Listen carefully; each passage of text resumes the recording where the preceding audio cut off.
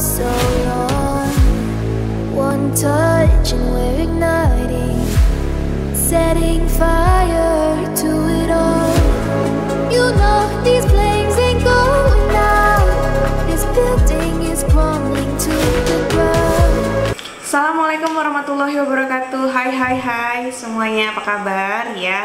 I'm coming again. Selalu dukung dan pantengin terus channel aku ya. Jangan lupa subscribe dan share juga, oke?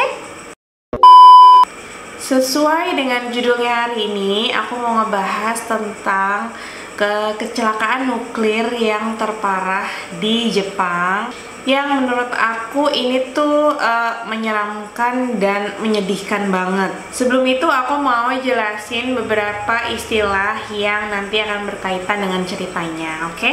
Yang pertama itu ada nuklir ya.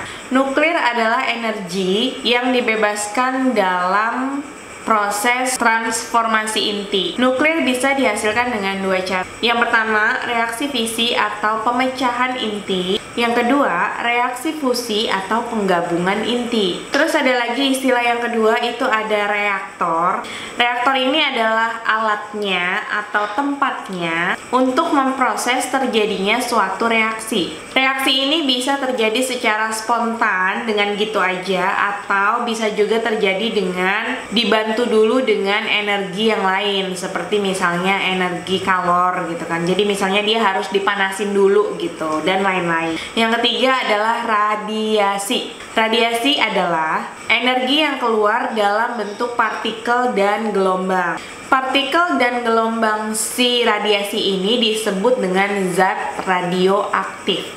Jadi misalnya nih ada inti atom yang ternyata nggak stabil, maka dia akan terus-terusan mengeluarkan zat radioaktif sampai si inti atom ini kembali menjadi stabil lagi. Nah, kalau manusia terpapar zat radioaktif dalam jumlah banyak, ini dapat mengakibatkan gangguan fungsi organ internal. Jadi kayak bisa gagal jantung, bisa gagal nafas, bisa gagal ginjal gitu. Merusak jaringan kulit, merusak saluran pencernaan, kanker, bahkan juga kematian.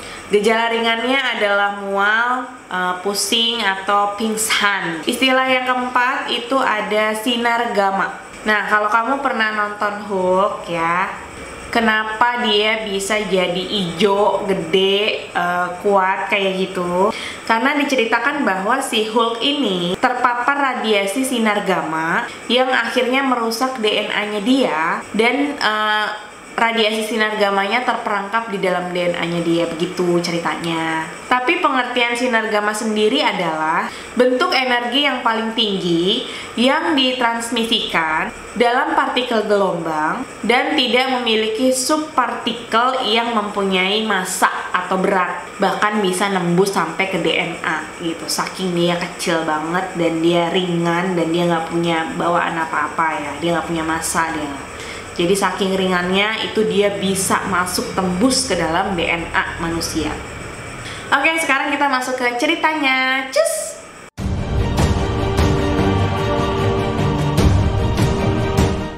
Tokai pembangkit listrik tenaga nuklir, lokasi di Desa Tokaimura, Ibaraki, Jepang. Perusahaan ini didirikan pada tahun 1966.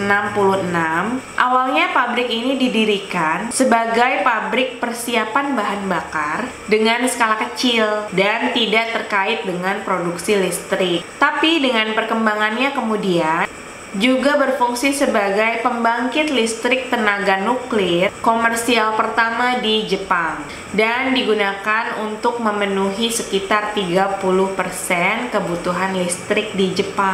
Ada sekitar 14 fasilitas atau kawasan. Kecelakaan terjadi dua kali ya. Yang pertama terjadi di fasilitas Donen. Fasilitas Donen ini adalah kawasan khusus untuk pengolahan limbah nuklir. Mereka memadatkan bitumen atau aspal dengan membuang sampah radioaktif dan menggabungkannya dengan semen di dalam sebuah drum. Pada tanggal 11 Maret 1997, diketahui limbah nuklir tersebut tidak dipanaskan dengan cara yang benar, sehingga mengakibatkan terbakar dan kemudian meledak. Lebih dari 20 pekerja yang ada pada saat itu langsung terpapar radiasi. Para pekerja ini segera dilarikan ke rumah sakit untuk mendapatkan perawatan. Seminggu kemudian pasca kecelakaan, beberapa petugas yang ikut membantu proses evakuasi dan bahkan hanya reparasi pintu dan jendelanya aja, sebanyak 37 orang dilaporkan ikut terpapar radiasi yang masih tersisa di dalam ruangan itu. Padahal udah seminggu pasca kecelakaan loh, tapi zat radioaktifnya di situ masih banyak. Fasilitas Donen akhirnya ditutup untuk sementara selama masa penyelidikan. Kemudian terjadi lagi kecelakaan kedua pada tanggal 30 September 1999 di fasilitas GCO, yaitu pabrik yang bertugas dalam pengolahan bahan bakar untuk pembuatan batang nuklir. Di sini mereka mencampurkan uranium oksida dengan asam nitrat yang kemudian menjadi uranil nitrat. Nah, uranil nitrat ini harus ditaruh di dalam tangki pengendapan untuk menjadi bahan bakar si batang nuklir tadi.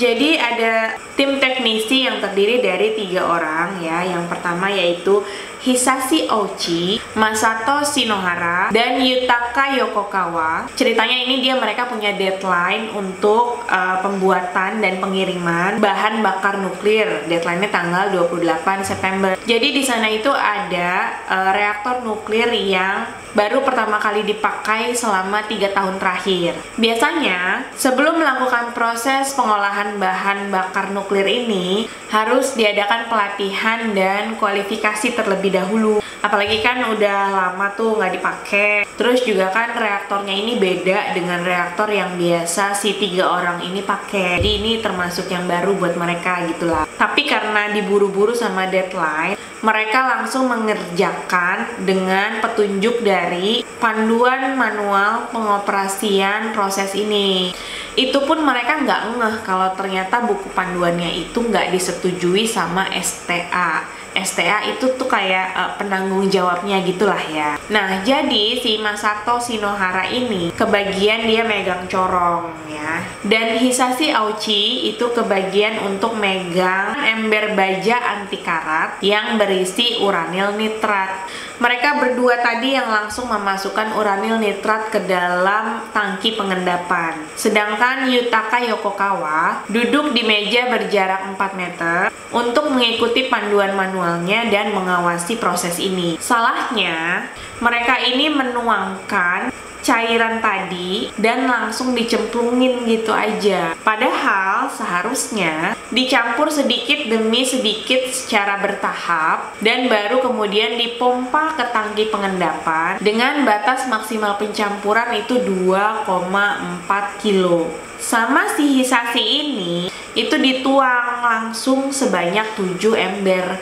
Itu setara dengan 16 kilo. Gak lama dari situ, mereka bertiga melihat kilatan cahaya biru dari dalam tangki yang diduga ini adalah radiasi Cherenkov. Nah, radiasi Cherenkov ini adalah radiasi elektromagnetik yang memancarkan partikel bermuatan elektron. Radiasi Cherenkov ini memancarkan cahaya yang berwarna biru terang dan itu menyilaukan gitu. Fisi nuklir atau pemecahan nuklir menjadi tidak terkendali. Alarm sinar gamma pada fasilitas GCO tersebut langsung berbunyi karena rantai fisi ini berlangsung secara terus-menerus sehingga bereaksi menjadi sinar gamma, makanya alarmnya bunyi. Sesaat setelah itu, Hisashi Ouchi dan Masato Shinohara langsung mengalami gejala seperti nyeri, mual, dan kesulitan bernafas. Mereka ini nggak sadar kalau ternyata yang sudah dilakukan ini bakalan jadi parah. Sampai akhirnya si Aochi kehilangan kesadaran dan pingsan.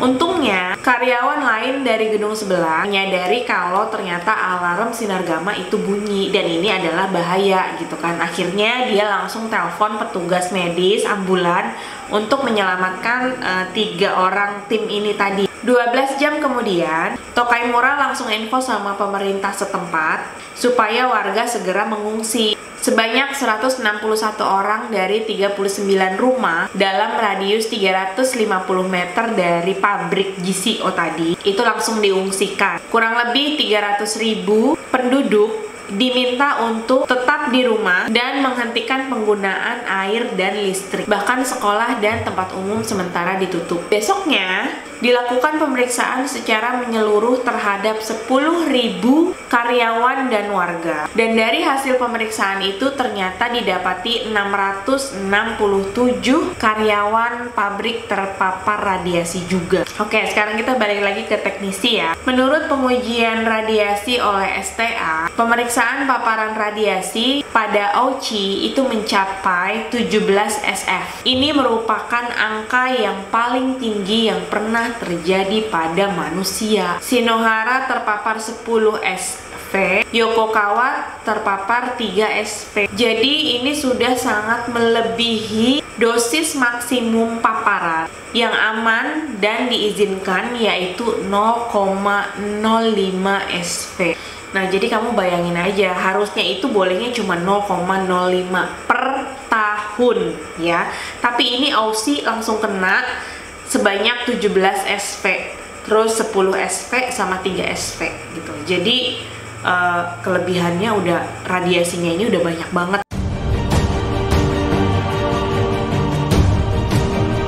Hisashi Aochi yang berusia 35 tahun langsung dibawa dan dirawat di ruang isolasi Rumah Sakit Nasional Radiologi. Pada hari pertama, sebenarnya kalau dilihat tuh tubuhnya tuh kayak biasa aja gitu, nggak ada luka memar, nggak ada luka bakar, nggak ada yang melepuh. Cuman si Aochi ini bilang kalau tangannya ini memerah, bengkak, terus rasanya panas. Dokter segera memasang berbagai alat kesehatan yang ditempel di dadanya untuk memantau perkembangannya Aochi. Suster yang menjaga juga sempat bilang hari ini hari pertama Aochi ini terlihat biasa aja, cuman matanya merah gitu.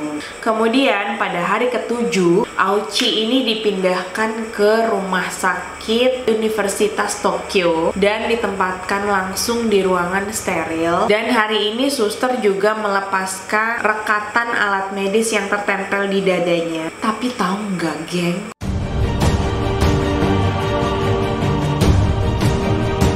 One